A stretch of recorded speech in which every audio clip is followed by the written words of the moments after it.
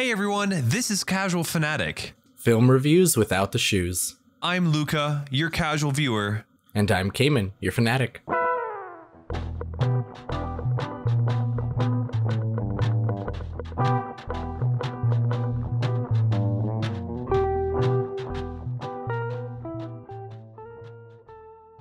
Hi, Luca. Hey Cayman, what's up, my dude?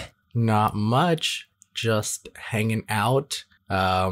It's been a couple weeks since we recorded because I was trying to get us caught up on all of our already recorded episodes. Right. At one point we were like 4 weeks ahead, so I was like, we just need to stop recording for a while. Yeah, we had the opportunity to relax a little bit and work through things slowly. Yep. Yeah, so man. Now we're back up to only 1 week ahead. So now when we talk about stuff that's happening, it's actually like currently relevant. I got you. Yeah, if we talk about things that are a month late when people listen to them, that might be a little weird. Yeah. But yeah, man. Well, how's it going? Currently in Colorado, it's like 4 degrees, and it's snowing, and it's very 40 cold. degrees. That's nice. Nah, right, dude. I wish it was. No, I actually don't wish it was 40. No. Yeah, it's 4 degrees. Well, actually, currently it's 6, but it's gonna go down to 2 degrees tonight. Nice. Yeah, and I mean, lately I've been skiing a lot. Yesterday I actually hit my first cliff while skiing, which was quite terrifying. Yeah. It was if it on the low side 10 feet the cliff, but it was probably a little taller than that. It was quite scary. It took me 5 minutes to grab my balls out of my throat and put them back down where they belonged, and then do it. How was the landing? But no, my landing. So I landed, and one thing that most people do the first time they hit a few of these cliffs is they lean back too far. Yeah. Because like imagine like you're looking down, and you don't really see what's below. And so like you kind of go, and I lean back a little bit. But you're supposed to lean forward. So like I landed, and then like I basically just slid out backwards and like spun in a circle, and there was like a ton of snow in the air everywhere. It was pretty dope, but it was nice. Yeah, I think I may have strained my bicep a bit when I landed. I don't know how. I don't know exactly what I did, but it was a great powder day. I think there were like maybe four feet of powder. No, so 2 feet of powder and maybe 6 feet of snow underneath you that you were skiing on top of. So it was a beautiful day. That's nice. But yeah. Other than that, I've just been like hanging out and living life a little bit, having a good time and all that jazz. What about you? Yeah, I've just been hanging out. I started going to the gym 2 weeks ago. Oh shit, so you're like swole now or something, huh? Not super swole, no. And so me and some of my coworkers are trying to go more often. I think their set schedule is they want to go 4 times a week, which is like way more than I've ever gone to the gym, even when I was going a lot. 4 times a week as like a starting regimen? Like you guys just started and they're like, yeah, 4 times a week, let's do this? Yeah, I told them it was crazy, but that's what they wanted to do. That's not a good idea, dude. They're just going to get burned out super fast. They're trying to do Monday, Wednesday, Friday, and then Saturday morning. Yeah, good luck with that. I told him I'm probably going to be out on the Saturday part. I'm trying to enjoy my weekends. Yeah, I'm with you. And you can do like physical activities that take place of working out in the gym for the weekends. Well, yesterday, Saturday, it was like 50 something degrees. It was actually pretty nice weather. It was windy as fuck, and that made it feel a lot colder, but it wasn't actually that cold. And Melanie and I went mountain biking. Oh, awesome. How was that? It was fun, but also it's been a hot minute since I've mountain biked because it's been so cold. So I wasn't quite used to it. And also it's been raining a lot recently. So some of the trails were like a lot of the dirt had washed away. So there was like, it was really rocky. Oh yeah. We love that. Yeah. Well, dang, that's awesome. I mean, it seems like you're, using your time off wisely and hanging out with the fam and all that stuff. Yeah. Yeah. We got a little bit of snow here last week for, I want to say like, it snowed only 1 day, but it was so cold after that. The snow stuck around for another day and a half after that. We built a snowman. It's kind of fun. And then this week it's supposed to snow again, but I don't think it's going to last a whole week. Like, I don't know, has your snow been like really consistent? Yeah, yeah. Our snow, I think there's been snow outside for maybe the last 3 weeks or 4 weeks. Yeah, we get Yeah, like it's 3 days of snow at a time, and then it goes away. yeah, that's usually how it is here too. But man, it's been dumping like crazy. Like randomly too. Like yesterday, it wasn't supposed to snow, and we got a lot of snow. So I don't know where it came from, but yeah. Wait, didn't you guys also, use the dirty plastic ridden snow for snow cones? Yeah, it wasn't dirty. We used clean snow. That shit is dirty, dude. Nah, it's fine. You should take your clean snow, what you call clean, melt it, and then look at the water under a microscope and let me know what you think. That's fine. Uh-huh. Yeah, there was like a study done about that. And then after that, I never wanted to eat snow ever again. It is what it is. I mean, if you think that's dirty, honestly, you should just stop drinking water because it's all contaminated. That is fucking true. You're not wrong there. Yeah. But anyway, besides our lovely lives and all of our fun stuff, what are we talking about today? So as you may have heard, Luca and audience, there was recently a new movie released, I believe on Netflix, which is a new Matilda movie. Now, is it a movie or is it a musical? I believe it is because they had like a proper stage musical. I don't know if it was on Broadway. I didn't actually do that much research about the stage performance, but there was a proper musical that you could like go and see live. But the version on Netflix is, because you know how like if you watch like the movie version of Hamilton, it's just like a recording of a stage performance. Yeah. But I'm pretty sure the Matilda one is like an actual movie. Like it's not just like filming the play. It's like they've taken the story from the musical and turned it into like a film musical. Oh, interesting. Okay. That's fun. But in order to get ourselves psyched up for that, which we will be probably doing next week, so stick around for that. But today we're going to be talking about the 1996 Matilda movie. That is the year I was born. Nice. Yeah.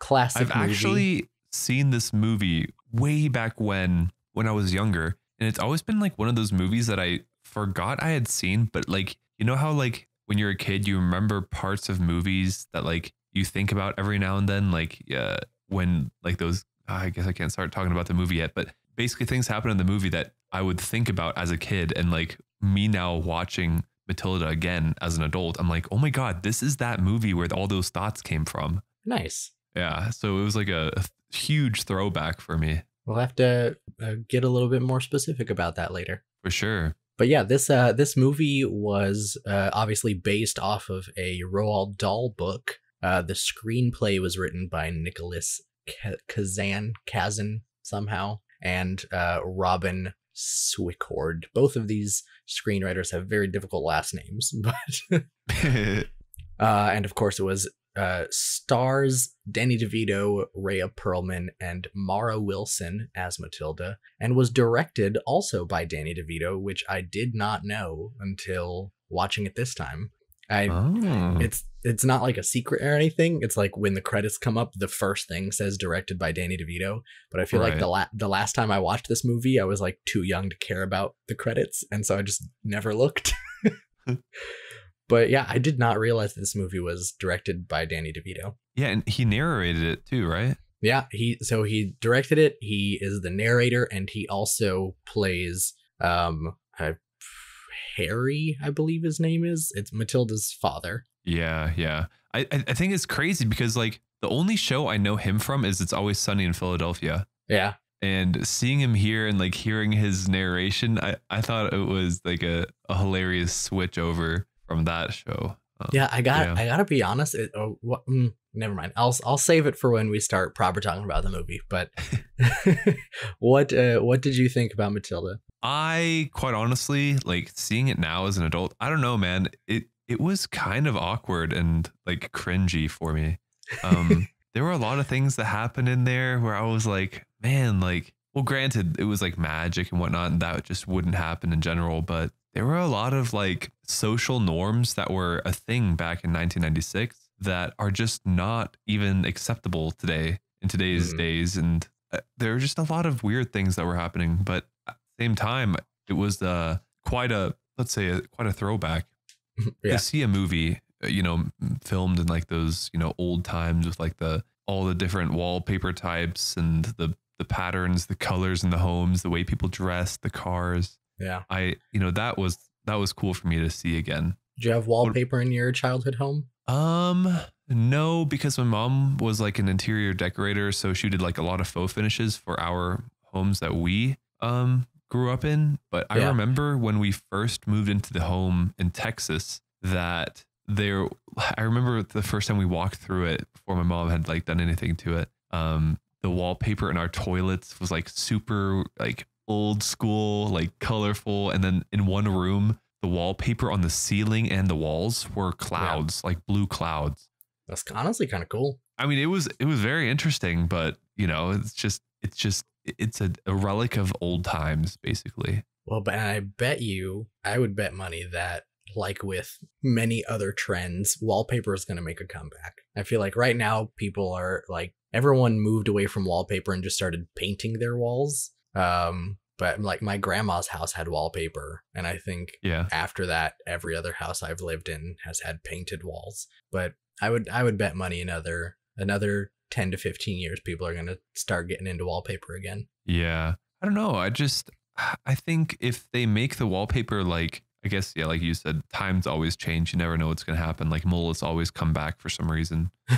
But I don't know if like the big, colorful, like over exaggerated, like each room is a different style is ever going to come back. I'm not sure about that, I don't know. but we'll see, I guess. Yeah. We'll see. What did you think about it? I thought that it was kind of fun. I feel like it definitely has a level of sincerity to it. And so it's like, it's one of those movies where it's like a lot of crazy stuff happens, but like the overall like feeling you get is like, oh, that was like, it's so sweet kind of a thing. You know what I mean? At the end of it. That's what you had? The feeling? I mean, yeah, because it's like obviously the main character, like some rough stuff happens, but in the end, she like it's a happily It's ever wholesome. after kind of a story. Yeah, Yeah, it's super wholesome. But the way that you get there for me was just cringe. I don't know. Yeah, but I guess we'll talk about that. You Yeah. know how it goes. All right. Well, I believe it is time to step into the boxing ring. I think I'll go first. Let me look. No, I think you went first last time. All right, you're up then. All right. Why did I say that? I should have just let you go. Oh, my honesty kicked in. All right. Let's see here. Matilda, a girl who was born into a family that was atypical, was growing up to being, oh my God, I'm so bad right now. This is terrible. I'm out of practice. Grew up to be relatively 6 years old with powers and a knowledge base that her family had no idea about. She has always wanted to go to school and achieves this, but runs into some trouble with the law and the school's principal, Trunchbull. Okay, that's it. Wow, yep, that's tough. Okay. I'm gonna say a gifted young girl struggles to deal with her dismissive family and cruel principal, but soon discovers that she has magical powers. Oh, I forgot magical powers. Yeah, that's good. All right. Well, let's hear the real thing. Okay. This says an extraordinarily intelligent young girl from a cruel and uncaring family discovers that she possesses telekinetic powers and is sent off to a school headed by a tyrannical principal. All right. Well, you win. That was almost verbatim what was on there. I'm honestly blown away how close I got. What the fuck? Yo, listeners, he's obviously cheating. That is some bullshit. Promise. Hell no, bro. Hand on my heart, did not cheat. Nah, hand on your ass. That was fucking straight off the book. All right, well, like, you win. What the fuck? Damn. The only thing you didn't say was order tyrannical. wrong. Yeah, I said cruel principal, not I. There's a lot of synonyms here because I said gifted young girl, they said intelligent young girl, and then I said dismissive family, and they said uncaring family. Yeah, And who I uses said uncaring as a word? That's I weird. said magical powers, and they said telekinetic powers. Yeah, that really sounded like you kind of cheated there, but I'll let it slide this time. I promise I did not. Alrighty, well, ladies and gentlemen, Cayman wins this. I It is think what it that is. that's gonna have to go on the scoreboard for For cheating. I agree. a summary to try and beat for both of us because I don't think either of us have ever done that good before. No, that was spot on. Next time I'll just read it from the source. Alrighty. Listen, you don't have to, I can't prove it to you, but No, you can't. You can't do it. I didn't look at it. It's cool. I don't really care. You know, cheaters are gonna cheat. What can you do?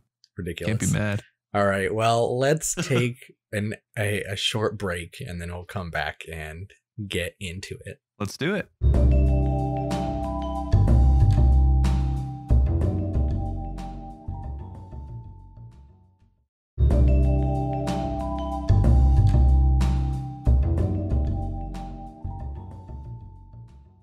And we're back, ladies and gentlemen. Indeed. Cayman in the break confronted to me that he did cheat, so I win. Ridiculous. No, I'm kidding. He didn't. He did it. He won fair and square, guys. Don't worry.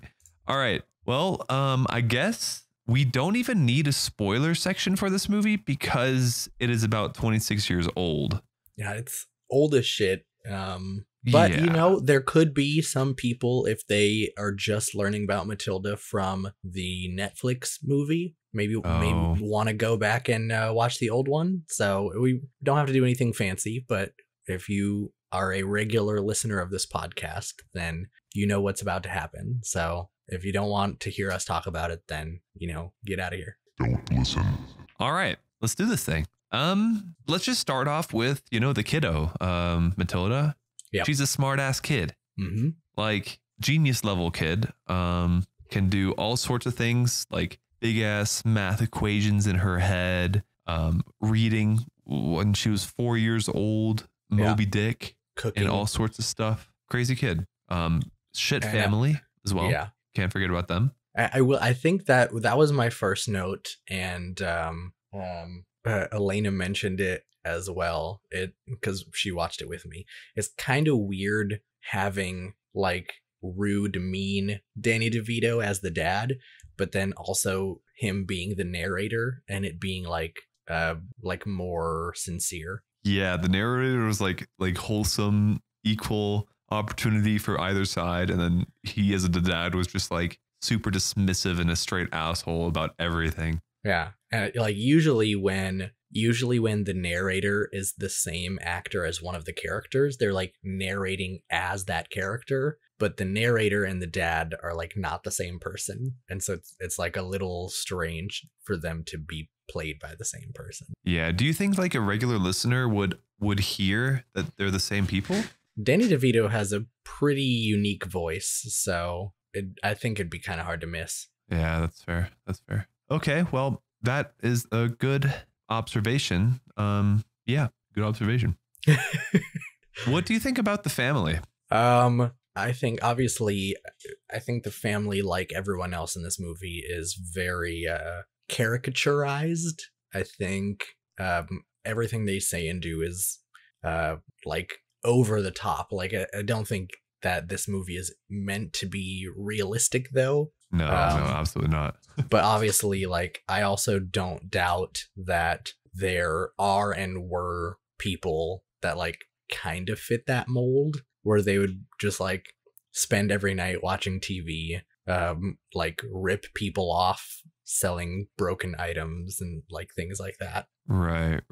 What did you think? I mean, I just thought the family as a whole I think it was refreshing to see like this American family with like the TV dinners and, you know, thinking that books can't teach you anything that, you know, TV can't teach you faster. Yeah. I literally think that people in that day and age, and even nowadays, like there are those families out there that like truly believe that. And then there are those outliers within that family that, like don't Yeah. Well, and that's have that another value. thing is because you mentioned the TV dinners. I don't think there was ever a point in this movie where we saw them eating like a home cooked meal. Like it was always just junk food. Oh yeah. I mean, the only home cooked meal that was maybe shown was something that Matilda did. And Right. or, like that's it. And that's why it stood out to me is because at one point we see her make, I think, pancakes, and I was sitting there watching that and I was like, I don't believe that this family that sits in front of the TV and eats microwave meals every night would own flour and eggs. Like, I don't know. And Matilda's obviously like, I don't think she would steal money because she's not that kind of a person. And they Nah. definitely didn't give her money for groceries. So I was just like, where did she get these ingredients from? Because I know that family is not buying ingredients to cook with because I know that they're not cooking anything. That's true. That's true. Good observation there. Yeah. I don't know. I mean, she went to the library by herself and Library's free. I mean, true, but she could have maybe taken some money from her parents to like try to maybe help them get stuff and groceries and whatnot. I don't know. That's the only thing I can think of. Other than that, it was obviously a perfect setup for her to be cooking shit for herself. Yeah. Just to show off how smart she is. There was one thing that I don't know if this is in the original book or if this is something specifically written for the movie, but I give it a little bit of a pass because it is such an old movie, but there's one line in here where the narrator mentions something about like maybe the reason that Matilda is special is because I think he says like he mentions the thing about how people used to believe that we only use a small portion of our brains, and it always irritates me a little bit when that thing pops up in movies because that's completely untrue. Is it though? Yeah. I mean, don't we only use like what, maybe 5% of our full brain capacity at like while we're awake? No, your brain is the way your brain is set up is that different regions of your brain are in control of different things. And so you maybe only use a little bit of it at a time, but the idea that you could somehow unlock parts of your brain and be smarter is complete bullshit because you do use your entire brain. That's true. That's true. I mean, you could learn how to, I guess, push your brain's boundaries to maybe work faster, but I don't know. Because that was the same thing as there was the, what was it called? There was a movie a few years back with, I think, Scarlett Johansson, and the whole premise of that was like, oh, she's learned how to use 100% of her brain, and all of a sudden she like is this like super soldier with like magic powers, and I'm like, no, I don't think so. You don't think that's legit, dude? No, yeah, obviously not. Yeah. I also felt extremely bad for Matilda to kind of keep going on the family spectrum. The fact that like she was born into a family like that, I just feel bad for her. Like parents that just don't care or like basically ignore the child, only use her for their own benefit. Which is why they were you can't go to school because you have to bring in packages. Yeah, like my illegal business, the whatever I'm doing, you need to be here so that people outside don't start thinking or that kind of shit. Like, but obviously their ignorance ends up getting the better of them because neither of them are smart enough to realize that the FBI is watching them. Although she's telling them like that's the police.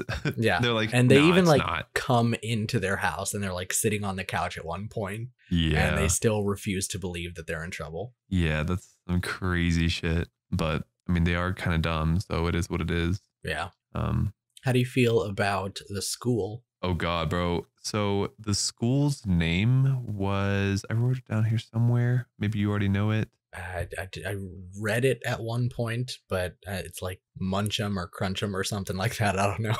Oh, Cruncham Hall School. Yeah, you're right. Cruncham Hall is what the school is called. That the school is one of those things that I remember from like back in the day. It's weird. Like we see the schools, the things that of the school that we see is the exterior, the hallway, the principal's office, and one of the classrooms. That's basically all of the school that we see, right? Yep. We don't even see And, any other teachers besides that one teacher. yeah, we only see Miss Honey, and that is it. Yeah. And at But one point, the lunch lady. oh yeah, true. The lunch lady, yeah, she was kind of cringe. But I think the school, I mean, it fit in with kind of the route of the principal Miss Trunchbull that they were trying to go for. Yeah. I feel like in 1996 the schools looked a little bit more kempt. That one looked kind of like abandoned and haunted, which is I guess what they were trying to maybe go for. Yeah, everything But was like brown and like dirty. brown, dirty, and like overgrown almost. Yeah.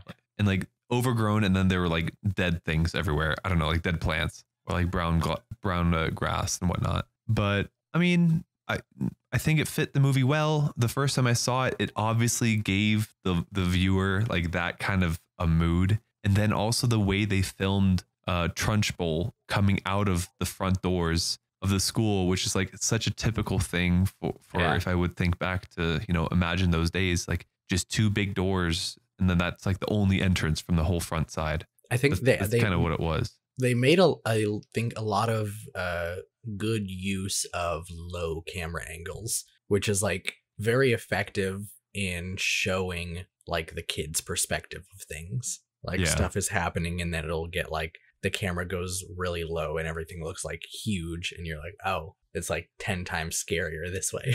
Right, right. And especially like as like you could just see the fear of the kids in the front courtyard, just like super terrified when this woman came out with like a horse whip and shit. Like Yeah. it definitely brings across to the viewer and like me as a kid watching this, like fear, like that is serious fear. And just, they painted that in a great way. Now I will say once it got to Miss Honey, the one teacher whose classroom we see with like colors and whatnot, Yeah. that's when obviously like, oh, like this is the good guy. This is someone that, And they have like wants to help. all the contraptions to like hide all the colorful stuff when Miss Trunchbull comes in. Right.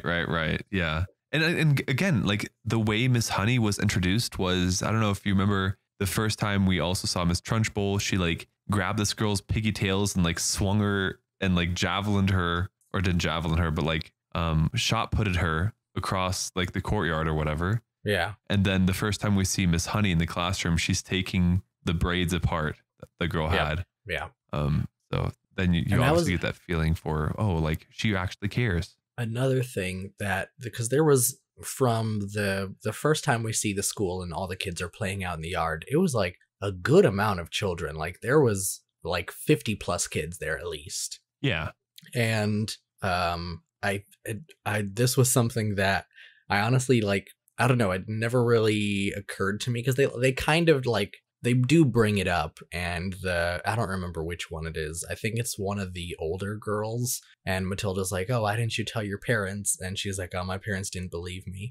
And Elena was like, wait a second, none of these kids' parents believe them? Like, like every single family in this town is like, yeah, you know that creepy school? They're probably fine. My kid keeps telling me that they're abusing her, but she's probably just making it up. Yeah, I don't know, but like outrageous stories like, oh, like she threw a kid out the window. Like what parent would believe that, Like I don't things know. are so outrageous at one point, they're just gonna be like, oh, my kid has some crazy imagination. Yeah, and I mean, also, obviously, it's like, this isn't like a hardcore, serious, like, drama movie, but if there was, like, a school anywhere close to that where, like, the principal was physically abusing children, like, you would be able to tell. Like, they would have bruises and, like, scars and stuff. Right. And especially with talk about the Chokey for a second, don't know how in the history of her shoving children in this closet, she would have not accidentally impaled one of them. Yeah, impaled they one. had like giant nails coming out of the door. Yeah, that's one of those things that I remembered as a kid. It was that fucking cave. It was that thing, like that just literally, I think that low-key scarred me for my childhood. Like that part I remembered throughout my whole life, and I didn't know I where think it's exactly meant to it be came that from. way because it like you were saying, like there are some things that just stick with you. Yeah, that was one of those things for me. It was crazy stuff, but yeah, I don't know how a kid never got hurt in that box, and also she had like some weird gas in there, and like the first time that Miss Honey pulled Matilda out of there, like Matilda was coughing and stuff. And I was like, what the fuck is going on in there? Like, Yeah. what is that? Is that like just a closet? But then there's like a heating pipe behind it or something. I'm not sure what's going on. Yeah, I think it's just like a burst radiator pipe or something. Yeah, yeah. I don't know. Crazy stuff. But yeah, I think it's a little, and like I said earlier, this whole movie is over the top, but it feels even more over the top that I guess this is the only school in town, so like maybe people don't have a choice. I don't know. Maybe, but yeah, maybe. It's just maybe that's like the school that people go to like straighten their kids up because like the adults either don't care or the kids are just, you know, bad behaved. But quite honestly, like all the kids that we saw in that movie, besides Matilda's brother, were all like sweet and smart kids. Yeah. And I think sorry, go ahead. No, I was gonna go on to like the first time that Matilda met Miss Honey. But what were you gonna say? Oh, I was gonna talk about, because you had mentioned the her throwing the girl by her pigtails. And I think that because or when earlier you had talked about the movie being kind of cringe, and I feel like that's maybe one of the things that made it feel that way. Because I was gonna say, I feel like there was a lot of the special effects in this movie were like kind of like campy and like very like, obviously it doesn't make any sense that she would throw this girl by her hair and then she like slides through a field of daisies and manages to pick up some flowers. Yeah. Like it's all a little ridiculous, but I feel like it's ridiculous in like kind of a charming way where you're like, it makes the film less horrible. Because if I feel like if everything in the movie was super realistic and it was like, oh yeah, all of these kids are in this school where they're constantly being tortured by their principal, like that wouldn't be a very happy movie. So I feel like having all of these like silly things in there kind of lightens it up a bit and makes it more appropriate, especially for like if kids are the audience. You know what I mean? Oh yeah, absolutely. It's like a break. It's like it's a comedic break. Yeah. It's definitely very needed in that movie.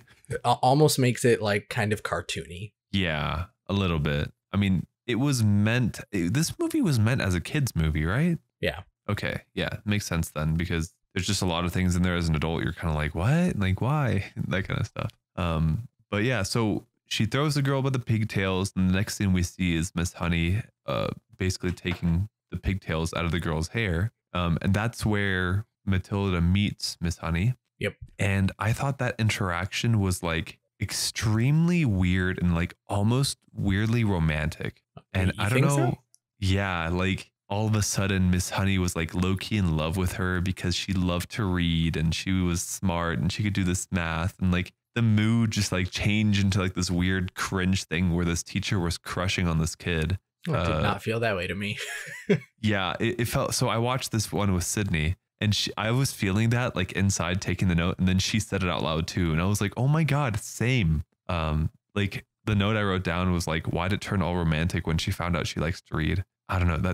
That was like the start of Miss Honey giving me like a weird vibe toward Matilda, the kid, and that just like carried throughout the movie for me, I think, because of that first impression, and it was just strange. I feel like to me it just felt like wonderment. Like obviously as a teacher, because she even said, she was like, oh well, it's okay if you don't understand some of the things because we're just reviewing stuff today. And then she like all of a sudden comes out of nowhere with the frickin' huge math problem that she just like gets in her head. Yeah. And like if I was a teacher and some like first grader started shouting out like multiplication problems that are over 1,000, I would be awestruck. I mean, absolutely. But just maybe it's the way they filmed it. Like it just all of a sudden it looked like she fell in love with this girl just because she was smart and could do this stuff. Yeah, I don't know. I mean, I guess I can see what you're talking about with the way they filmed it. Yeah, I just did not get that feeling when I was watching it. Interesting. Well, you know, I guess to each their own. Yeah. Yeah. But also the introduction of Trunchbull at the start, you know, was bad. But then right when Miss Honey like fell in love with her and like had to go tell the principal that this student was too smart for her class, had to be whatever. I think it was funny that when she like opened the door then closed it, she was throwing darts at a dartboard with like these young girls' faces pinned up on it. God, yeah, that was Like insane. like some evil ass shit. Like there's just like these like weird attention to detail in the movie. Yeah, and it's weird to me. I wonder like why for someone who hates kids so much, why would you choose to work at a school? That's true. I did think it was funny when Matilda first gets to school and her dad is talking to Trunchbull and he's like, yeah, Matilda is like such a nuisance, not like my other kid. And then Trunchbull says all children are nuisances or something like that. Yeah, and she yeah. She says, I'm glad I never was one. Right. She just skipped that phase in her life. She just popped out a full grown adult. Kind of what they made it, what they painted it as. Yeah. Crazy stuff. At one point, because we're still talking about the school, the principal Trunchbull also like yelled into the microphone to basically gather all the kids to, you know, basically show off a punishment that was about to happen because one of the kids ate a cake or something like that. Yeah. But I think it was funny when she was yelling into the mic that the camera, what they showed was one of those old school speakers, and like every time she yelled, as if like the front facing material of the speaker was like poking out every time she yelled.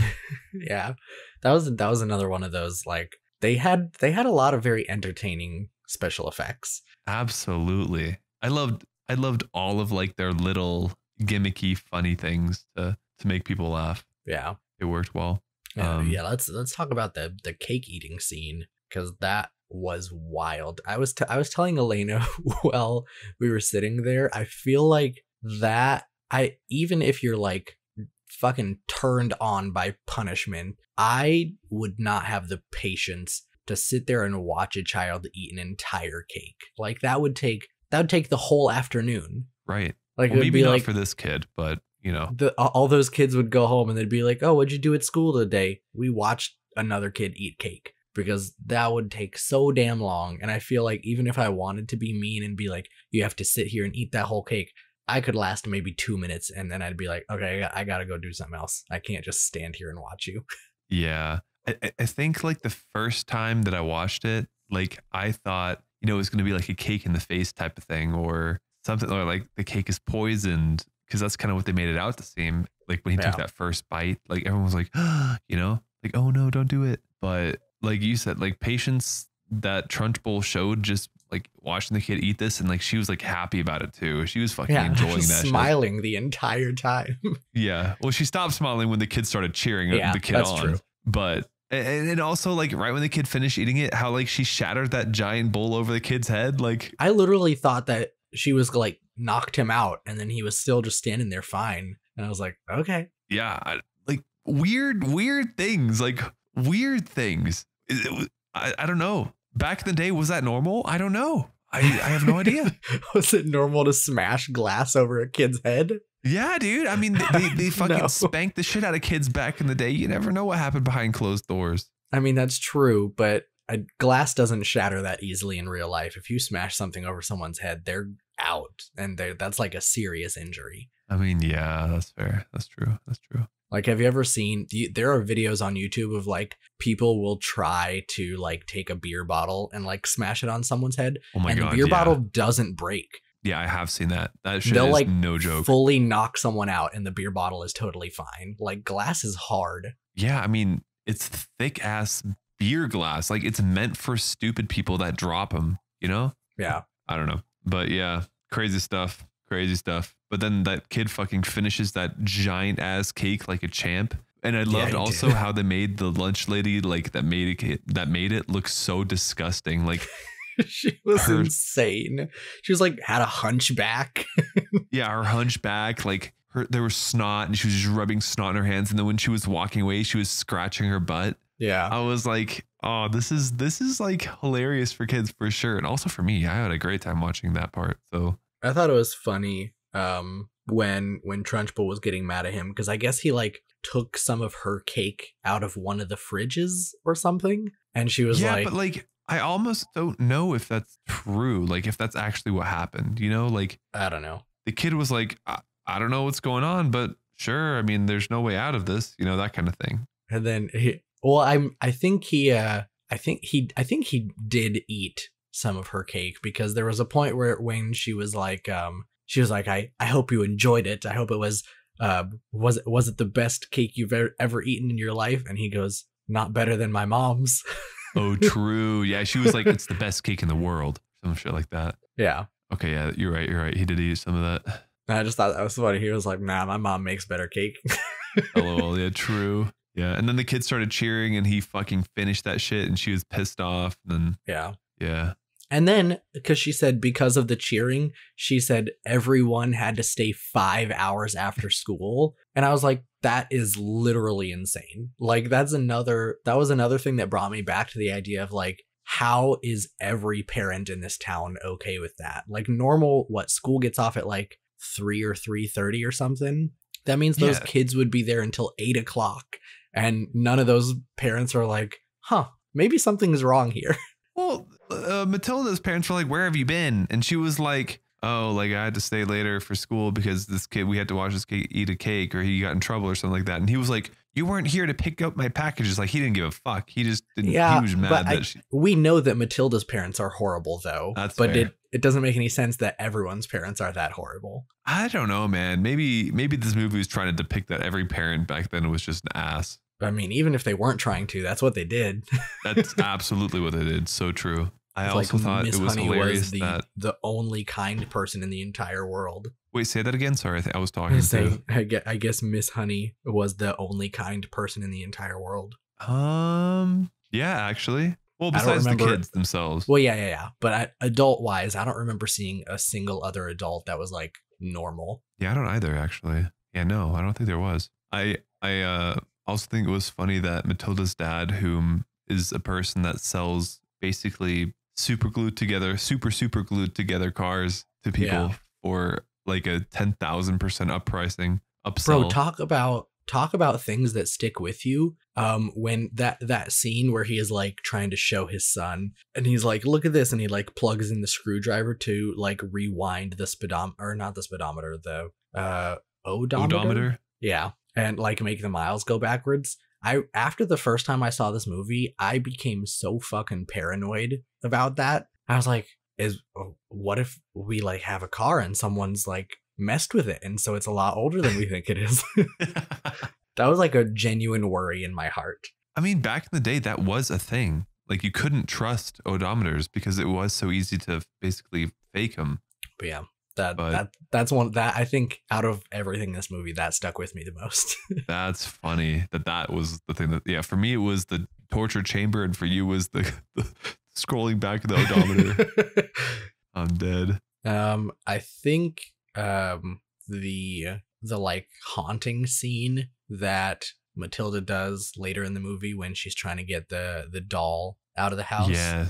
I think that was a lot of fun. That was a lot of fun. Yeah. I mean, from the creativity that came out of just that scene alone, like that was some serious stuff. Yeah. With the balls just rolling down the stairs with. Yeah.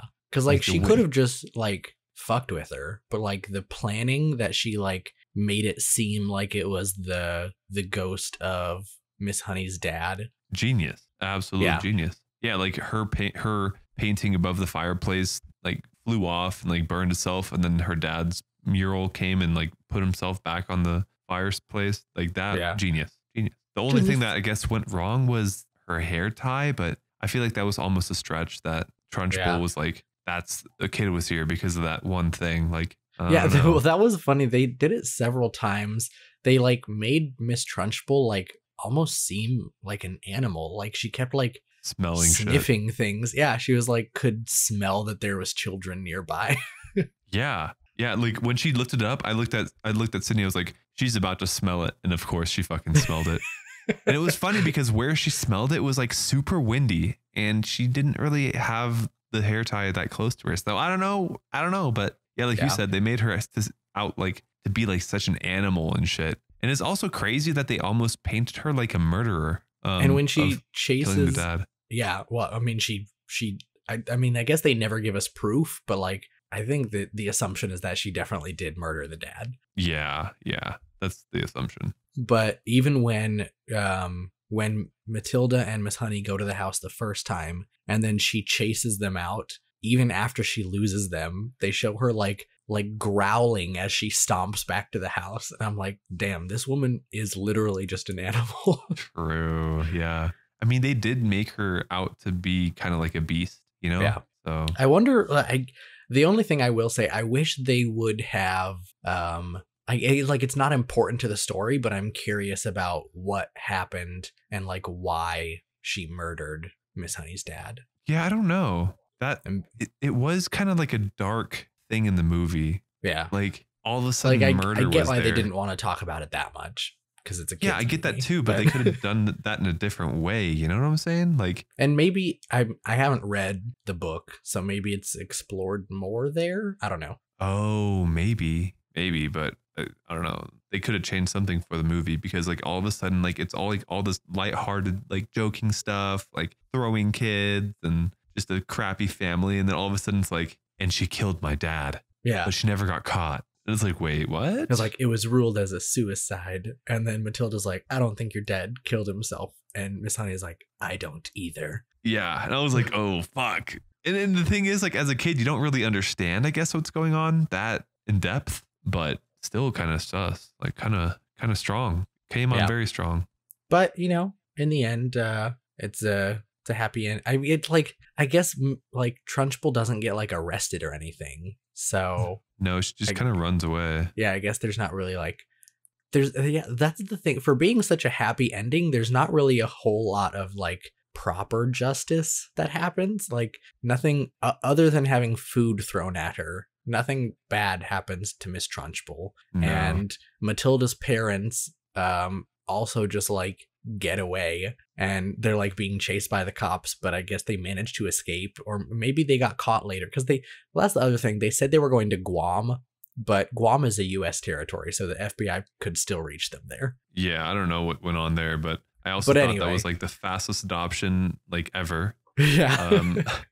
I like the idea that Matilda said the second she knew how to like use a copy machine, she printed out adoption papers. Yeah, that was kind of funny.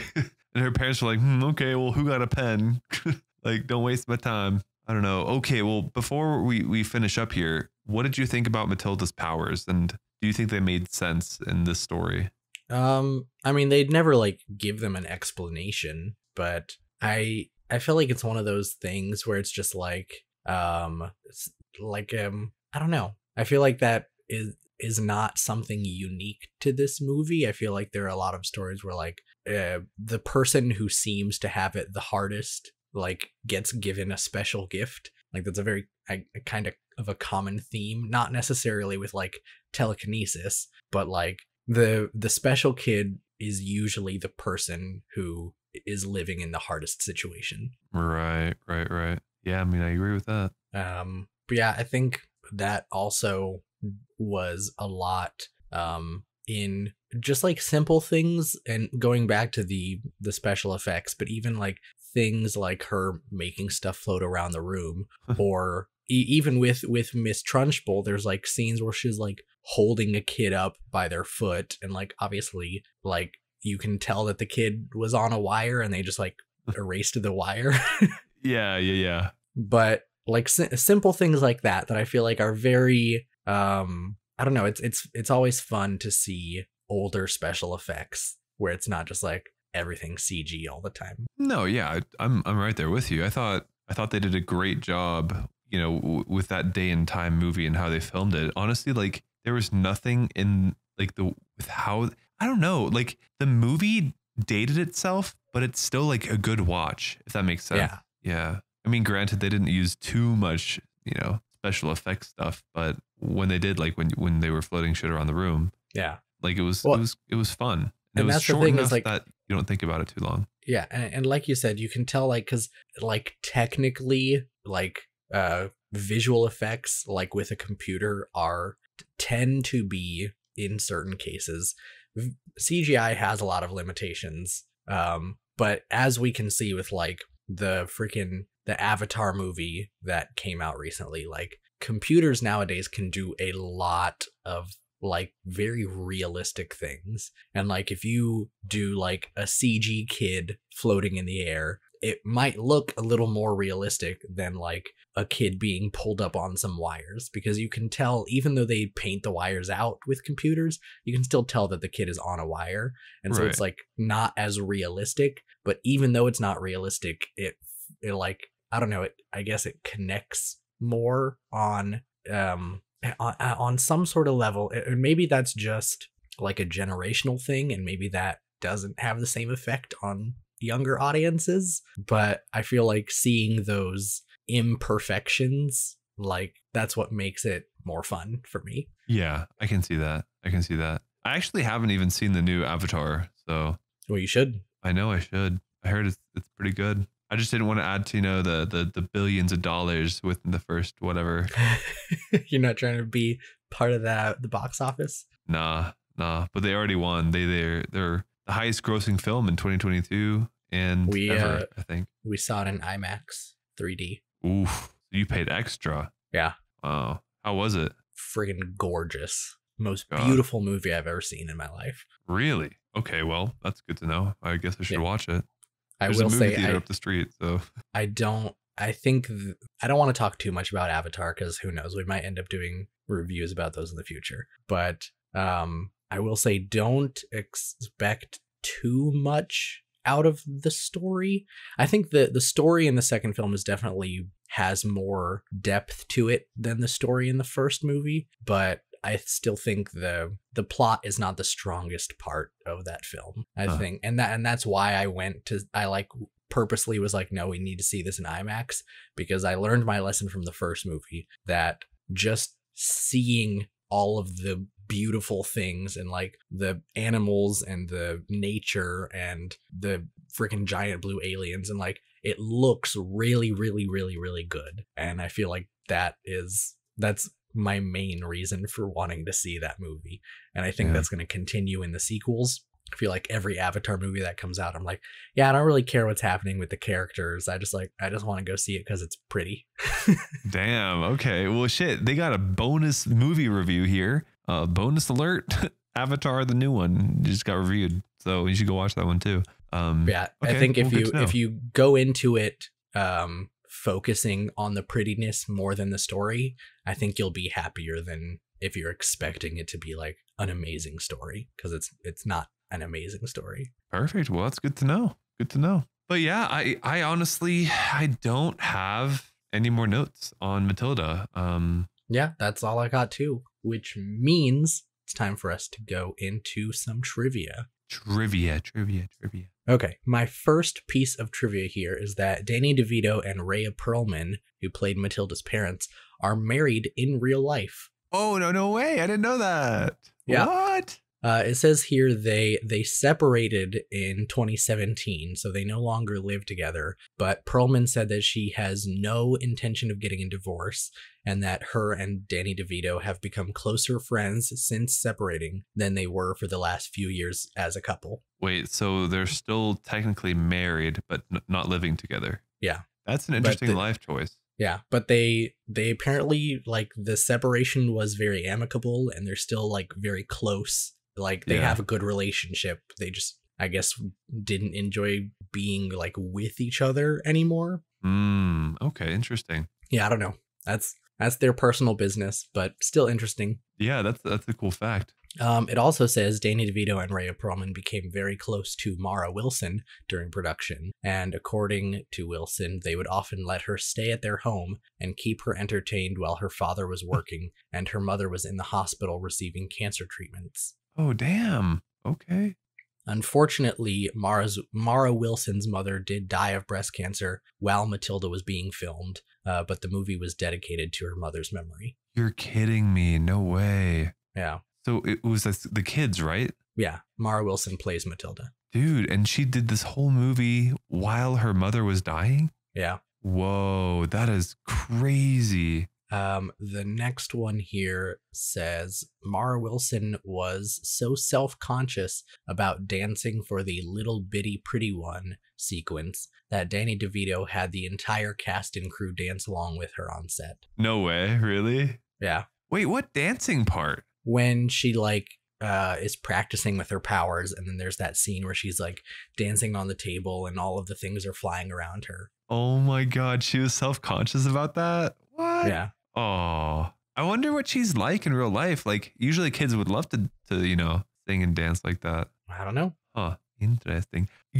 With that last fact that you did, you said, I wonder if that's why Miss Honey was so like motherly and kind to Matilda, like overly so, that made it like awkward for me to watch, just because maybe Miss Honey knew that, Matilda was going through the shit and was Possible, just yeah. like over caring for her. Yeah. Wow, that's crazy. Anyway, yeah. This says Pam Ferris, who played Trunchbull, would often stay in character even after the director had called cut in an attempt to scare the children on the set so that their fear of Miss Trunchbull would be genuine when the camera was rolling. No fucking way. It worked. I mean, you could tell those kids were scared. All right, we got some of our classic car facts.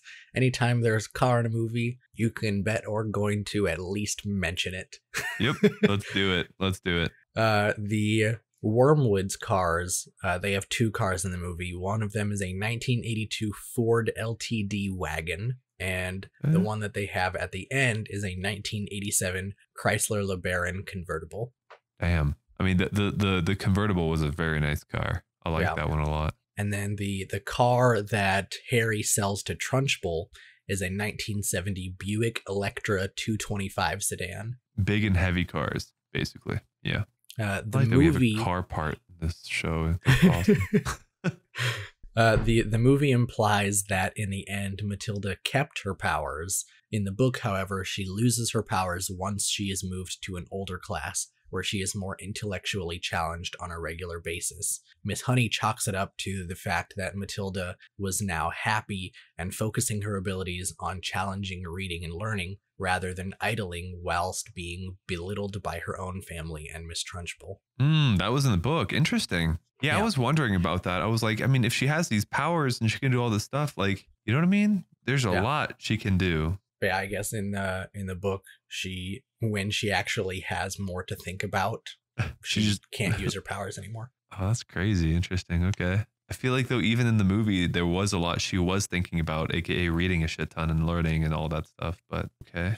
Well, I think, because in the beginning, when she was like going to the library and getting all those books and all that stuff, she was like, her mind was being kept busy. But once she went to school and like everything that Miss Honey was teaching in class was stuff that she already knew. So that's when she like started developing her powers, because she wasn't being challenged anymore. Oh, okay. I see. Yeah. I feel that. Okay. But yeah, that's all the trivia I've got. We love that. Those were some strong trivias. And again, I think that mom passing away trivia was, I did not know that. I actually texted Sydney that right when you told me about it, because that's some crazy stuff. Well, now that we're done with trivia, it's time to get wrecked. Do you have a recommendation for us? Yeah, so recently my partner, she doesn't eat meat, but she knows I eat meat, and she went to Colorado Springs and she came back with like a variety pack of beef jerky, and the beef jerky is called House of Jerky, and there are different types from, the regular, just regular beef jerky to black pepper beef jerky, teriyaki, and then there's like hot beef jerky. They were very, very, very good. So if you ever go to Colorado Springs, look for House of Jerky. It's worth it. And that's real jerky? Real jerky. Because I tried some I think it was Beyond Jerky, and it's like plant-based meat. Yeah. No, she did too, bro. She had a teriyaki one and she said it tasted awful. Really? I liked mine. I think it was a little tough. It wasn't as tender as real beef jerky, but I liked my fake jerky. Huh. I don't know. She did not. And granted, maybe it's because she doesn't like the taste of meat all that well, and just the texture is not for her. Yeah, because I know Elaine and I were eating some, like, she found when at one point she went to Trader Joe's, and because we don't have a Trader Joe's close to here, so it's a long ways away. But Elena went a few weeks ago, and she got some like plant-based Korean beef, and we made it the other day, and like Elena said she like almost didn't like it because it tasted too real. She like asked me Whoa. several times. She was like, "Are you sure this is fake?" Like, Damn, they did a good job then. Good job mimicking it. Holy smokes. At yeah, Trader Joe's, huh? even for me, it was like I could like if I focused on it, I could tell that it was not real meat. But like if someone hadn't said anything and just like given me a bowl of it, I would never second guess it. Like I would have just thought Whoa. that it was real. That's next level stuff. Yeah. Well, that is my get wrecked. Yeah. Oh, dude. So side story. Yesterday, we were skiing, whatever, blah blah blah. Afterwards, we went to a German place called Post. It's basically German sausages and whatnot. Nice. And my buddy, he got like this, 3 different tasters of different types of sausages. One was snake, and I just forgot the name of the little not ferret, snake and something. Another one was elk, and then another one was what is like a baby deer called? A fancy name for deer. Like a fawn? No, there's like a fancy name for deer. Yeah. Wait, for an adult deer or for a baby deer? What is the adult deer name? A male adult deer is a buck, and No. a female adult deer is a doe. No. Sorry, I have to look this up. I literally just venison. Oh, you That's mean what it like is. the meat? Yeah. Gotcha. Yeah. And so one was venison, one was elk, and the other one was snake with fuck. I forgot what the other one it was snake and something else, but man, they were all really good. I'll be real. They're That's kind of smacked. crazy. I don't think I've ever had snake meat before. Yeah, I don't know, man. It was so good. Let me look. It was snake and something else. I'm mad I don't remember. Anyway, if it pops in my head, I'll probably say something. All right. But yeah. Well, my recommendation for this week is going to be Duolingo. Okay. Not a sponsor, not being paid to say anything nice about Duolingo, but I think it is a very helpful tool.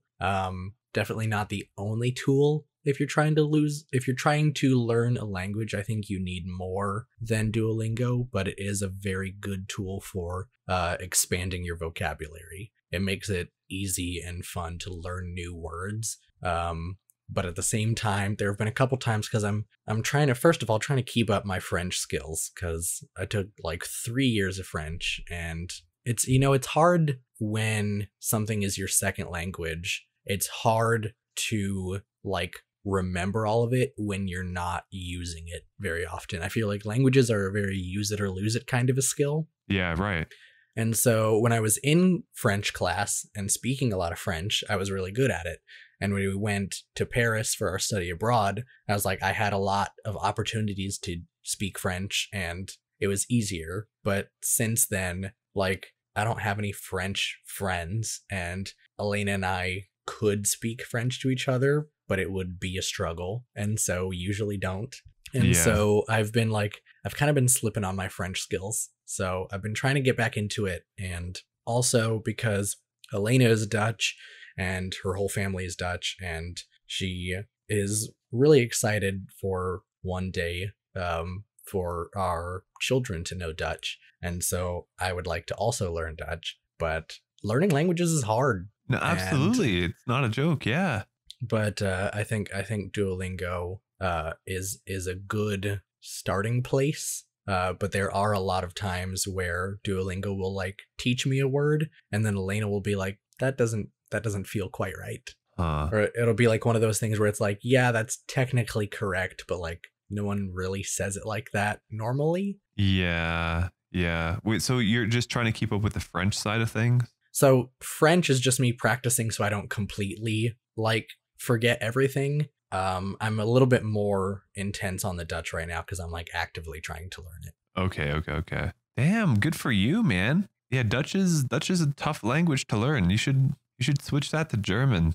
German's even harder. No chance. Yeah, no, bro, I've looked at some German, like German makes zero sense to me, but Dutch is like halfway between German and English, so I feel like at least 20% of the time, like the Dutch words are like pretty much English, and I'm like, okay, that makes sense because that's like just the same as we say it in English. I don't know, man. Dutch is weird. That's all I'm gonna say. And granted, I am German, so it's a little different. I'm biased here, but But like even like something as simple as like what's the German word for water? Wasser. Yeah, see, the Dutch word is Water. So it's other than changing the W to a V, it's exactly the same as English. I mean, all we Germans change is the S sound. Yeah, but I feel like there's like that's two changes now because you've done the W change and the T to an S. Oh, I see what you're saying. That's double the changes. Yeah, but it's easy to learn that the W's in German are V sounds. Yeah. But I'm just saying, like, a lot of time, even with like more complicated words, I feel like, and we talked about this a little bit when we were in Colorado. I remember we had that one car drive and we were just like kept comparing German and Dutch words. And they just did not work. Yeah, but I feel like more often than not, Dutch words are like, they sound more English to me than German words. And so it's easier for my brain to be like, okay, I know what that word means. I feel you. Well, shit, that's awesome. Good for you. Yeah. So basically use it to learn languages. I mean, I've used it to brush up on my Spanish back in the day, and it did me good. So yeah. Although I know German, I should try it for German to see, what it's like. Yeah, do it. I will warn you though, Duolingo is kind of rude sometimes. Oh, I know. I think the last practice I did, it was like it made me, I don't even remember what it was. I think it was like we were reviewing like size words like big and small, and one of the sentences was like, I am a small man. And I was like, why are you gonna do me dirty like that, Duolingo? Yeah. And then they would like randomly message you like, you fucking suck, get back on here. Yeah. They're very positive reinforcement too though, because I was slacking for a while and I wasn't doing it, and then I did one lesson, and like later that day I got an email from Duolingo and I was like, good job getting back into it. And I was like, gee, thanks. You're like, thanks, stop it. Well, shit, I think those were good things for people to look into, and good things for people to try to eat, and good suggestions of movies. Yeah. And for our audience, I would just like to say, be sure to subscribe to the podcast and leave us a review. Tell your friends and family about us. Follow us on Twitter and Instagram at CashFanPod. Wow. Okay. If you want to send us a message, you can do so on either of those platforms, or you can send an email to casualfanaticpodcast@gmail.com. If you didn't understand my rambling just then, links for all of those things are in the description. Luca, what kind of messages can they send us? We would love to hear anything from advice of, what you liked in our podcasts, or suggestions of, movies that you'd like us to go over. I know when I talk to a lot of my friends, they're like, hey, like you should do this movie, or you should, review this and that. But I think, rather than letting us know, go ahead and, just like my friends telling me, like what I tell them to do, send us an email if you have a serious suggestion, and we'll look into it. This has been Casual Fanatic. Thanks for listening. Thanks for listening.